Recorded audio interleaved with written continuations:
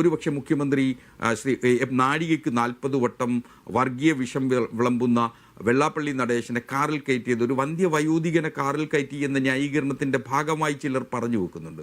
അതൊരു വന്ധ്യവയോധികനെ കാറിൽ കയറ്റുകയല്ല, അത് കേരളത്തിലെ ജനങ്ങൾക്ക് നൽകിയ ഒരു വലിയ സന്ദേശമുണ്ട്. മാത്രമല്ല 2024 പാർട്ടിയുടെ സെക്രട്ടറി ആയിരുന്ന സീതാറാം യെച്ചൂരിയുടെ നേതൃത്വത്തിൽ പാർട്ടി കേന്ദ്ര കമ്മിറ്റി ജൂലൈയിൽ കൂടി ഒരു കരട് രാഷ്ട്രീയ പ്രമേയം തയ്യാറാക്കിയിരുന്നു കേരളത്തെ സംബന്ധിച്ച്. അത് ആ പ്രമേയത്തിൽ വളരെ കൃത്യതയോടുകൂടി എന്താണ് SNDPയുടെ നേതൃത്വത്തിൻ്റെ ലക്ഷ്യം എന്ന് കേരളത്തിലെ പാർട്ടിയെ ബോധ്യപ്പെടുത്തിയിരുന്നു, പാർട്ടിയെ അലാം ചെയ്തിരുന്നു. എന്നിട്ടും എന്തുകൊണ്ട് ശ്രീ വെള്ളാപ്പള്ളി നടേശൻ നടത്തുന്ന ഇത്തരം വർഗീയ പരാമർശങ്ങളെ തടുക്കുന്നതിനോ ചെറുക്കുന്നതിനോ പാർട്ടി തയ്യാറാകുന്നില്ല എന്നുള്ളിടത്താണ് ഏറ്റവും വലിയ പ്രശ്നം. ഏതെങ്കിലും ഒരു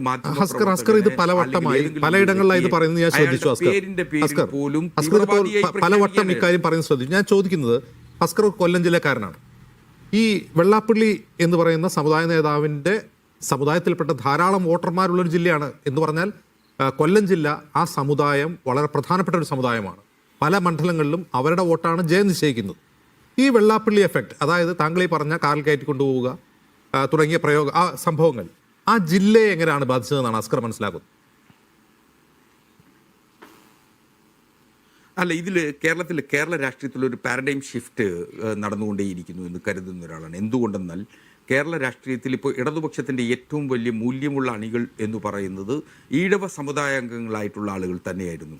പക്ഷേ അതിന്ന് ഷിഫ്റ്റ് ചെയ്തിരിക്കുന്നു എന്നുള്ള യാഥാർത്ഥ്യം ഇപ്പോഴും പാർട്ടി മനസ്സിലാക്കുന്നുണ്ടോ, അല്ലെങ്കിൽ പാർട്ടി മനസ്സിലാക്കിയിട്ടുണ്ടോ എന്ന് എനിക്കൊരു സന്ദേഹമുണ്ട്. കാരണം അവർ പോയത് UDFിലേക്കല്ല, അവർ പോയത് പ്രശ്നാധിഷ്ഠിതമായ ഏതെങ്കിലും പാർട്ടിയുടെ പരാജയം കൊണ്ടോ അല്ലെങ്കിൽ സർക്കാർ എടുത്ത ഏതെങ്കിലും നിലപാടുകൾ കൊണ്ടോ അല്ല.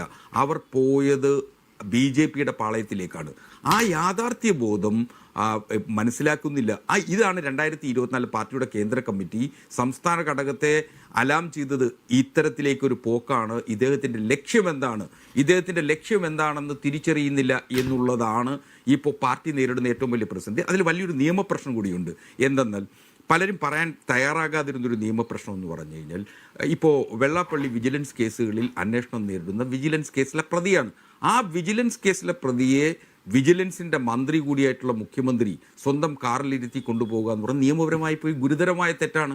ഒരു മുഖ്യമന്ത്രി ചെയ്യാൻ പാടില്ലാത്ത, അല്ലെങ്കിൽ ഒരു മന്ത്രി ചെയ്യാൻ പാടില്ലാത്ത ഗുരുതരം. പാർട്ടി രേഖകൾ പ്രകാരം പാർട്ടി സ്വന്തം കാറിൽ ആളുകളെ കയറ്റുക, സർക്കാർ നൽകിയിട്ടുള്ള കാറുകളിൽ ജനപ്രതിനിധികൾ ആളുകളെ കയറ്റുക എന്നുള്ളത് സംബന്ധിച്ച് പാർട്ടി ചില നിർദ്ദേശങ്ങളുണ്ട്. അത് പാർട്ടിക്ക് പൊറുക്കാൻ കഴിയുന്ന ഒരു തെറ്റ് മാത്രമാണ്. പക്ഷേ ഇത് പൊതുജനങ്ങൾക്ക് പോലും പൊറുക്കാൻ കഴിയാത്ത തെറ്റാണ്.